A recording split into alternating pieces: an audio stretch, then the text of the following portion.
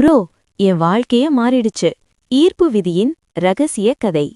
Hello friends, எல்லாரும் எப்படி இருக்கீங்க? இன்னைக்கு நாம பார்க்க போற கதை ஒரு சாதாரணமான விஷயம் கிடையாது. இது உங்க வாழ்க்கைய தலைகீழா மாத்தக்கூடிய ஒரு மிகப்பெரிய சீக்ரெட்.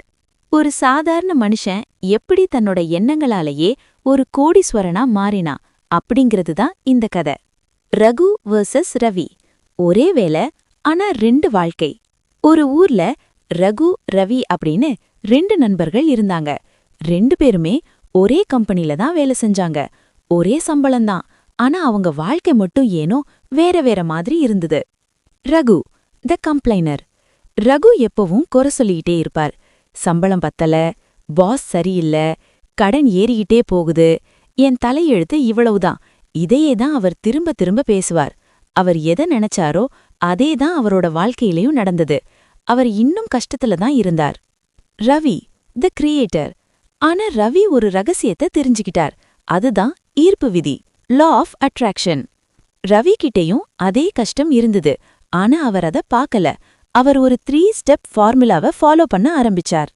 கீ, ரவி பயன்படுத்திய அந்த 3 சீக்ரெட் ஸ்டெப்ஸ். ஸ்டெப் 1, வார்த்தை ஜாலம். Change your vocabulary. ரவி எனக்கு கடன் இருக்குன்னு சொல்றத நிறுத்திட்டு, என் கையில பணம் பெருகிட்டு இருக்கு, புது வாய்ப்புகள் என்னை தேடி வருதுன்னு பாசிட்டிவா சொல்ல ஆரம்பிச்சார். நோட் பண்ணிக்கோங்க ஃப்ரெண்ட்ஸ், பிரபஞ்சத்துக்கு நீங்க எதை சொல்றீங்களோ அதுதான் புரியும். கவலைய பத்தி பேசினா கவலை தான் வரும். Step 2, high tech visualisation.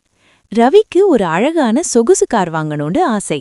தினமும் 5 நிமிஷம் அமைதியா உட்கார்ந்து அந்த காரோட ஸ்டீரிங்க பிடிச்சு டிரைவ் பண்ற மாதிரி, அந்த புது காரோட வாசனை அவருக்கு தெரியற மாதிரி மனசார கற்பனை பண்ணுவார். அது கிடைச்சப்போ வர அந்த சந்தோஷத்தை இப்பவே ஃபீல் பண்ணுவார். ஸ்டெப் 3, நன்றி உணர்வு, த பவர் ஆஃப் கிராட்டிடியூட்.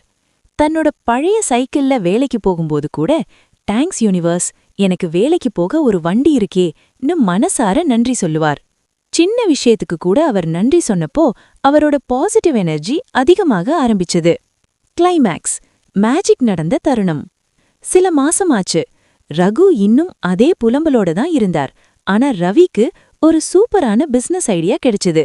அவருக்கு தெரியாமலேயே அந்த ஐடியாவை செய்ய தேவையான மனிதர்களும் முதலீடும் அவரை தேடி வந்தது. திடீர்னு ஒரு பெரிய கான்ட்ராக்ட் கிடைச்சது. ரவி ஆசைப்பட்ட மாதிரியே அந்த கார், வீடு எல்லாமே அவருக்கு கிடைச்சது.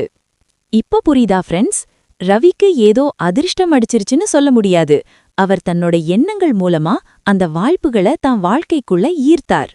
ஹோப் ஃபார் த பெஸ்ட், ஆனா டோன்ட் லீவ் த பிரசன்ட். உங்களுக்கான மெசேஜ்: நீங்க இப்போ எந்த நிலைமையில வேணும்னாலும் இருக்கலாம். ஆனா உங்க எண்ணங்களை மாத்தினா உங்க எதிர்காலத்தையே மாத்த முடியும். குறை சொல்றத நிறுத்துங்க.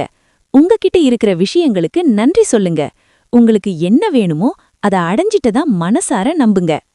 நினைப்பதே நடக்கும். நீங்க ஒரு காந்தம். எதை ஈர்க்க போறீங்க? நீங்களே முடிவு பண்ணுங்க. இந்த கதை உங்களுக்கு ஒரு புது எனர்ஜியை கொடுத்திருக்கோன்னு நம்புறேன். மறக்காம வீடியோவை லைக் பண்ணிடுங்க. உங்க கோல் என்னங்கறத கமெண்ட்ல சொல்லுங்க. அடுத்த வீடியோல சந்திப்போம். Be positive, stay motivated. Bye friends.